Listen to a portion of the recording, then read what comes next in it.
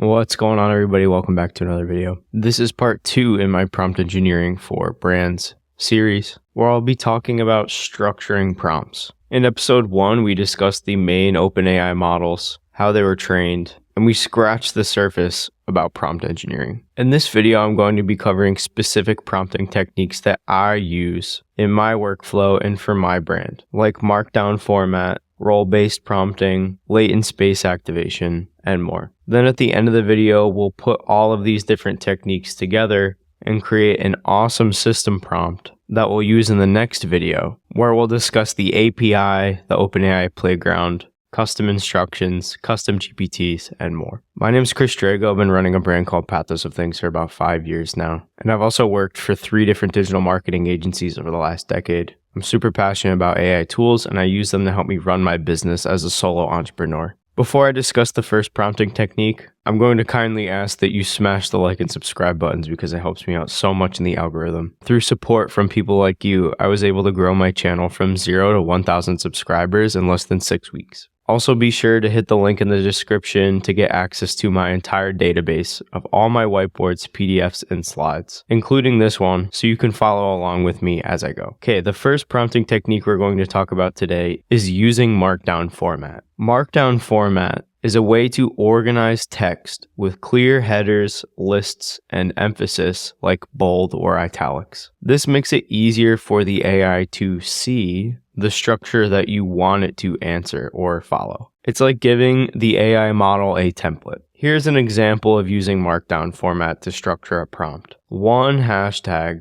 represents a heading or a main idea. So if we look at this one hashtag, we can think about all of this as one idea with supporting sub-ideas like this. So the blue bracket represents the entire main idea, which is represented by this one hashtag. And then within this main idea, we have a main sub-idea, and then there can be sub-ideas within that. So the 3 hashtags represents a sub-idea within the 2 hashtags, and 4 hashtags represents a sub-idea within the 3 hashtags, which are all a part of this one main idea. Then, as you can see, we can add an additional single hashtag to represent the next main idea with the sub-ideas clearly organized. Here's an example output of a prompt using Markdown format that ChatGPT came up with. As we could see here, the hashtags represent the topic idea, and then there are bullets with asterisks representing boldness. So anytime you see an asterisk like this, that's putting that text in bold. So the goal here is in bold, and the specific examples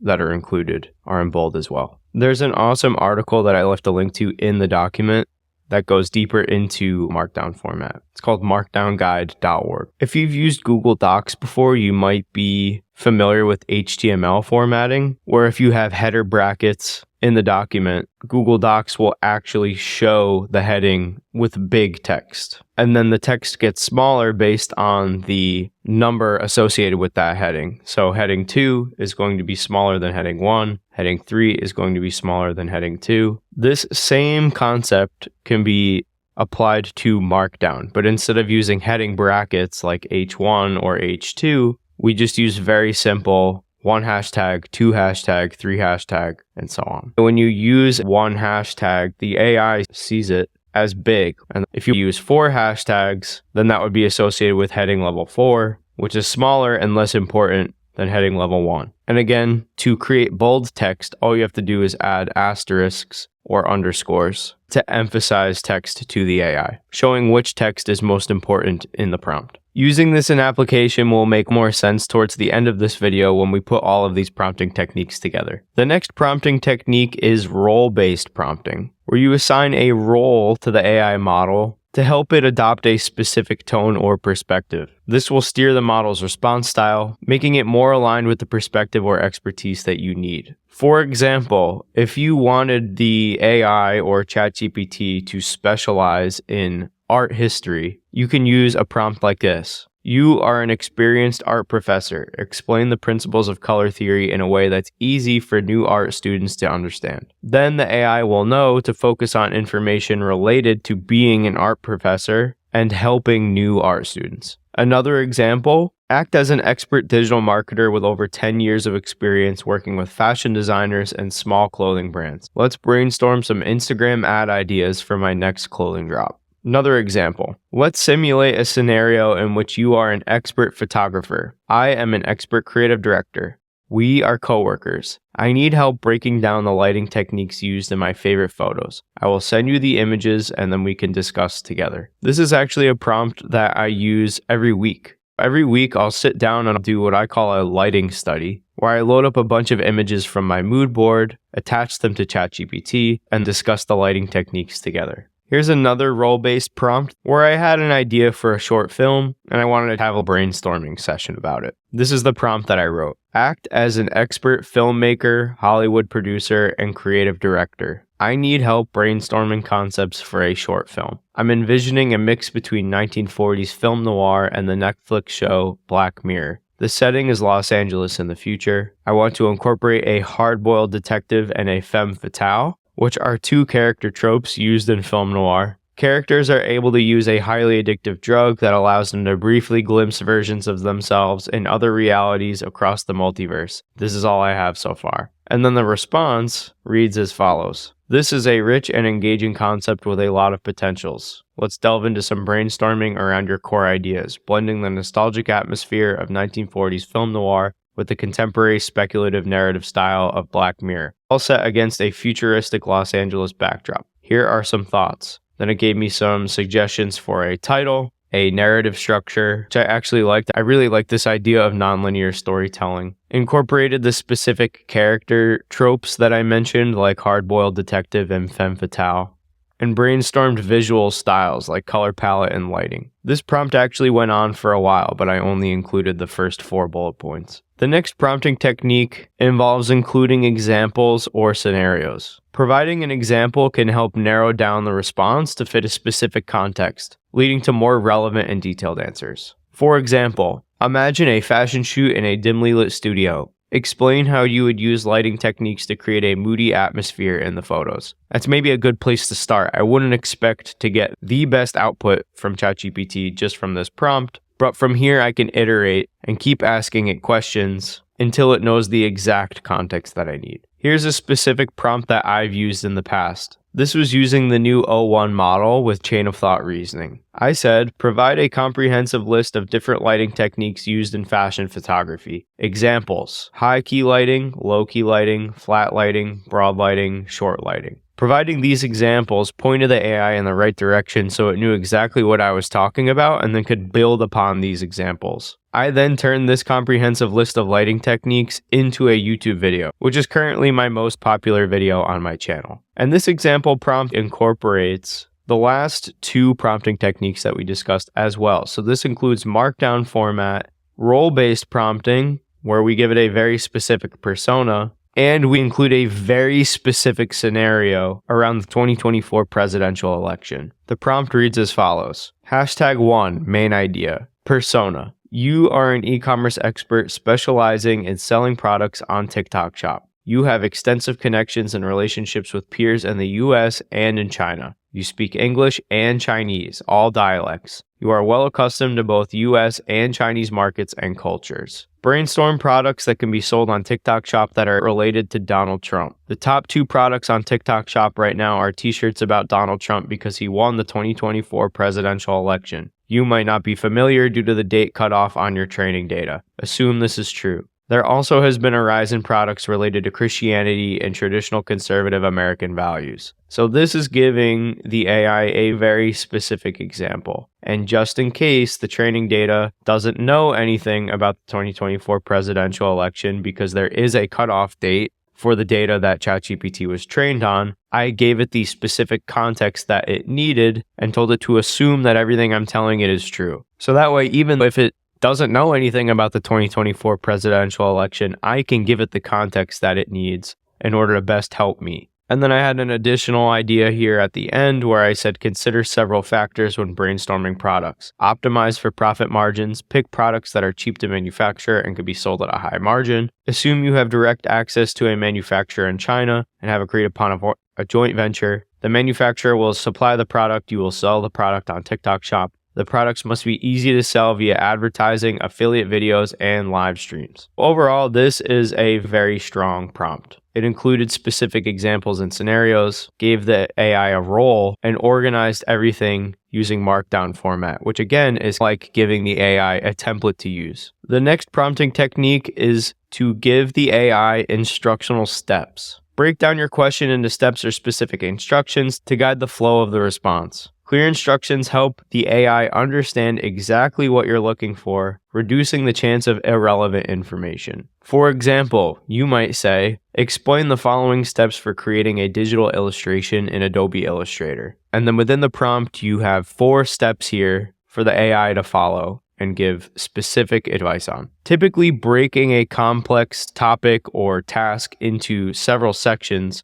improves the output of ChatGPT significantly, because when it can think about things in steps and compartmentalize all of the different aspects of one complex system, it gets the full perspective of exactly what you're looking for, so it can best help you. Here's a specific prompt that I used where the AI step-by-step helped me change the ownership of my YouTube channel. I said, I created a YouTube channel with an email address related to my current employer. I am leaving the company soon and will lose access to my work email address. However, I need to keep the YouTube channel active. It is my personal YouTube account. How can I transfer ownership of the YouTube channel over to my personal Gmail account? I want to make sure I do not mess anything up and accidentally delete my channel. I set this prompt to the O1 model with chain of thought reasoning, where it only thought for 4 seconds and then gave me the entire breakdown on what I needed to do step by step. It gave me an overview of all 5 steps and then broke down those steps one by one in its response. This was exactly what I needed, and it helped me fix my situation within less than 10 minutes. The next prompting technique is comparative format. You ask the model to compare 2 or more options and provide pros and cons, which encourages the AI to give a balanced, multifaceted answer, which is ideal for making decisions or understanding differences. Here's a specific example of a prompt that I used recently, where I was talking with the AI about luxury materials and premium fabrics for luxury brands. Halfway through our conversation, I said, create a list of materials typically used in luxury fashion, and also create a list of materials used in fast fashion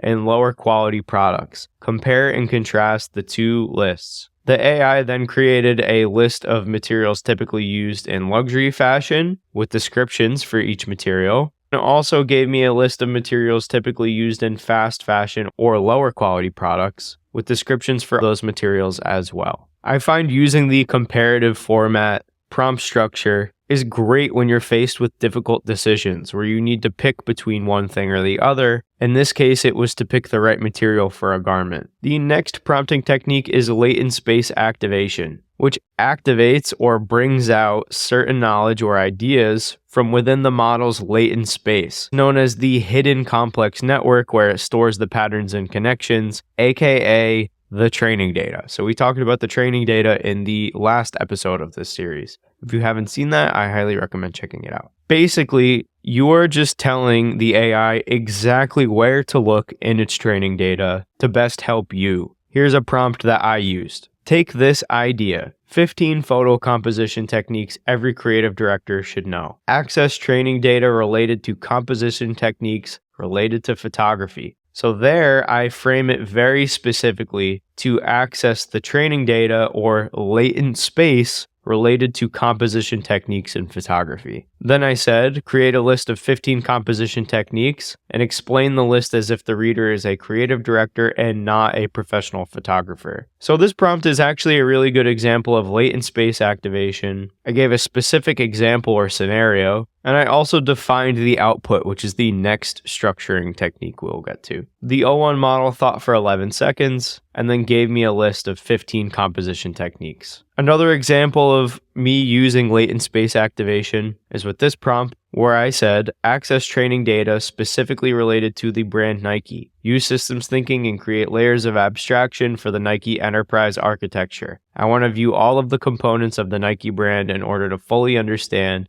the complete picture. And then ChatGPT broke down all of the different departments related to Nike, as well as key components of the brand like product lines and the brand portfolio. This prompt output was actually extremely long, with over 10 of these categories. The last prompt structuring technique we're going to discuss today is defining the output, where you specify the desired length or depth of detail in the response, which helps avoid overly brief or too detailed answers, making it easier to get a response that fits your needs. For example, you can say, in 3 to 4 sentences, summarize, and then whatever topic. Or you could say, provide a detailed paragraph level explanation of how to do whatever topic. This prompt defines the output as 3 to 4 sentences, and this prompt defines the output as a detailed paragraph level explanation. Oftentimes, when I want ChatGPT to summarize topics in a concise way, I use this prompt. Elaborate on this with concise distilled bullet points. Provide specific examples of brands in the fashion industry only. I define the output as concise distilled bullet points. Using the word distilled implies that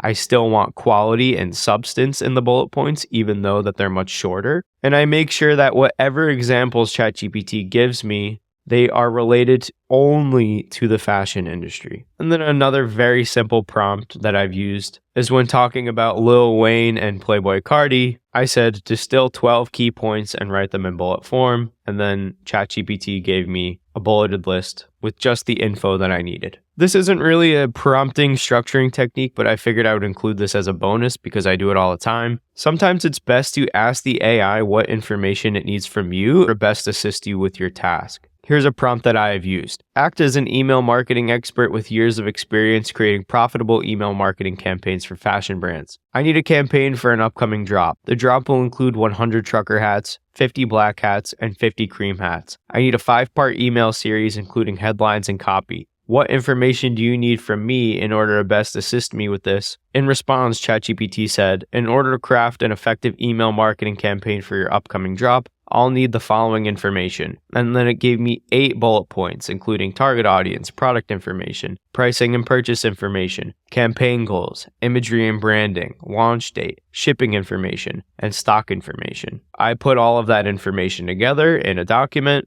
and I wrote out answers for all of these bullet points. I sent it to the AI. It said, great, thanks for the detailed information. Here's a draft of a 5-part email marketing campaign, including headlines and copy. And let me tell you, the emails that it came up with were fire. So as long as you frame it in the right way with persona modeling, so we tell it to act as a marketing expert, I gave it specific context about my scenario, I defined the output that I needed a 5-part email series, and then I asked the AI what information it needed from me. It told me what information it needed, I provided that information, and then it wrote 5 banger emails for me. Hopefully it's all starting to make a little bit more sense on how you can combine these structuring techniques to get the best possible prompts. So let's put it all together. This is a clothing brand assistant system prompt. In the next video, I'll go over everything you'll need to know about system prompts. For now, let's just consider the system prompt as the main template, blueprint, or roadmap for an AI to reference every single time that you message it. So right off the bat, we see here that I'm using Markdown format with these hashtags. So 1 hashtag represents the main idea, and then 2 hashtags and so on represent the sub-ideas within this main idea. The first main idea gives it the role or persona, and it reads as follows. You are an expert assistant for clothing brand owners offering insights into fabrics, garment design, technical specifications, and sustainability practices. The goal is to enhance creative and informed decision-making throughout the design and production process. Great, so we have now given it a purpose. Next, we will define the core functions. Fabric knowledge and education. Explain various fabric types, their properties, care instructions, and environmental impact. Suggest suitable use cases. Example, silk for evening wear, denim for casual outfits. Next sub-idea, design recommendations. Recommend fabrics and materials based on design concepts and intended garment use. Offer guidance on drape, durability, and seasonality to enhance comfort and style. Next sub-idea, sustainability advice. Provide eco-friendly fabric options and sustainable production practices. Guide users on reducing environmental impact, through thoughtful fabric choices and sourcing. Technical design support. Advise on pattern making, technical specifications, and fit adjustments. Offer insights such as recommended stitches, seams, and techniques suited to specific fabrics. Sourcing and supplier suggestions. Recommend reputable suppliers for high-quality, sustainable fabrics. Offer budget-friendly alternatives when preferred materials aren't available. Prototyping and testing. Provide tips on fabric selection for prototypes and quality assurance before full production. Suggest design or fabric adjustments based on testing feedback. Okay, so those are all the sub-ideas within the main core functions idea. The next main idea is tone and style. First sub-idea frames the AI as professional and friendly. Maintain an expert yet approachable tone that accommodates both new and experienced brand owners. Supportive and practical. Encourage learning, experimentation, and iteration with clear, actionable advice. So all of these sub-ideas and these three main ideas fall into the category of role-based prompt structuring, which we covered here. The next main idea in our system prompt instructs the AI to break responses down into instructional steps, where I wrote, use a first principles systems thinking approach to help me solve complex problems and distill information for a clear understanding of the topic we're discussing. Consider both short-term and long-term implications. So that's just a fancy way of saying split big topics into lots of small subtopics so we can tackle them from a more minute approach. In the next part of the prompt, I include specific examples and scenarios. And then within this section, I also use comparative format. This part of the prompt reads as follows. Main idea, best practices for user guidance. Sub-ideas, user-focused, continuous improvement, transparency and advice, and then compare and contrast options when faced with important decisions. For example, the user might need to compare the qualities of two different fabrics in order to make a decision on which to use